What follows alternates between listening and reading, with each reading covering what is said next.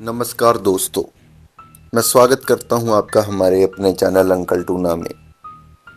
मैं उम्मीद करता हूं आप सभी लोग खैरियत से होंगे और हमारे चैनल का आनंद ले रहे होंगे। जैसे कि आप सभी लोग जानते हैं, हमारे इस चैनल पर कुछ ऐसी हॉरर वीडियोस डाली जाती हैं जिसका सिर्फ एक उद्देश्य होता है, आप लोगों का मनोरंजन करना। और आज भी मेरे पास एक ऐसी ही हॉरर स्टोरी है जिसे सुनकर आपको डर और मज़ा दोनों ही आएंगे। लेकिन उससे पहले मैं चाहूँगा कि आप हमारे चैनल को सब्सक्राइब ज़रूर करें ताकि आपको हमारी आने वाली कंटेंट का बेसब्री से इंतज़ार रहता है, तो आप उसको जल्दी से देख लें। इसी के साथ मैं आज की कहानी की तरफ आपको ले चलता हूँ, तो चलिए मेरे साथ कहानी का आगमन करते हैं। शहर से दूर घने जंगलों के बीच एक पुरानी हवेली थी।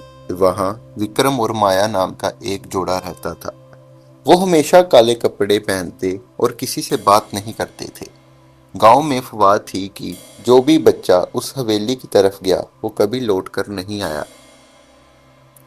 लोग कहते थे कि विक्रम और माया ने शैतान से समझौता किया है अपनी जवानी बरकरार रखने के लिए, और इसके लिए उन्हें मासूम बच्चों का खून पीना पड़ता था।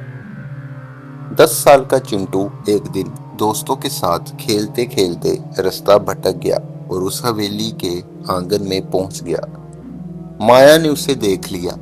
उसने बड़ी मीठी आवाज में कहा, बेटा, बाहर बहुत ठंड है, अंदर आओ, मैं तुम्हें चॉकलेट देती हूँ। चिंटू उसकी बातों में आ गया।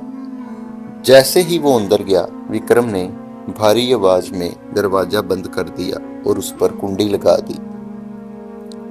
चिंटू को एक अंधेरे कमरे में बंद कर दिया गया।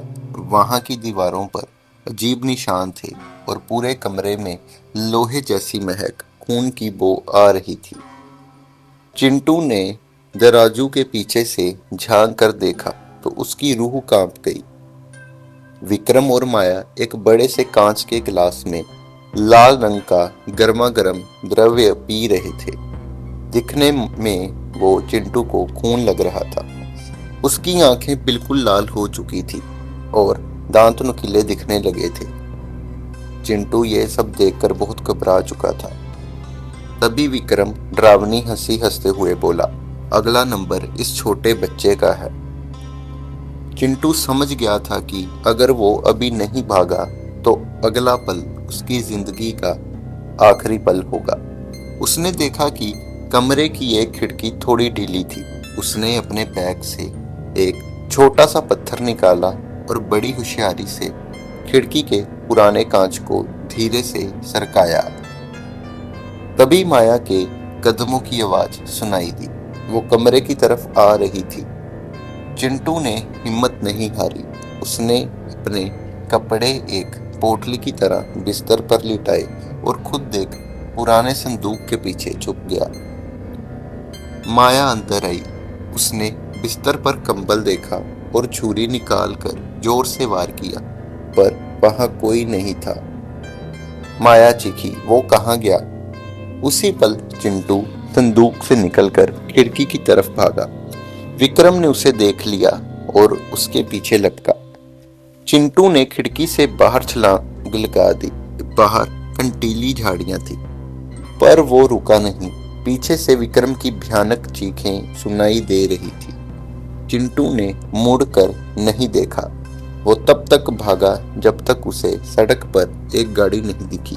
उसने लिफ्ट ली और शहर पहुंचकर सब कुछ पुलिस को बताया। जब पुलिस उस हवेली पहुंची तो वहां कोई नहीं था। बस जमीन पर बच्चों के जूते और खिलौने पड़े थे। विक्रम और माया गायब हो चुके थे। पर कहते हैं कि आज भी अमावस्या की रात को उस हवेली से रोने की आवाज आती है। हमें इस कहानी से एक शिक्षा भी मिलती है कि अनजान लोगों की बातें और मीठी लालच में कभी नहीं आना चाहिए। इसी के साथ मैं ये कहानी यहीं समाप्त करता हूँ। मैं उम्मीद करता हूँ कि आपको ये कहानी सुनने में अच्छी लगी होगी। इसी के साथ मुझे इजाज़त दें। धन्यवाद।